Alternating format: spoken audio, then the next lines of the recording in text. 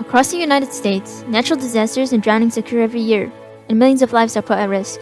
According to the Center for Disease Control and Prevention, there's an average of 3,536 fatal drownings annually in the United States during the years of 2005 to 2014. We rely on people like firemen and lifeguards to help us in times of need.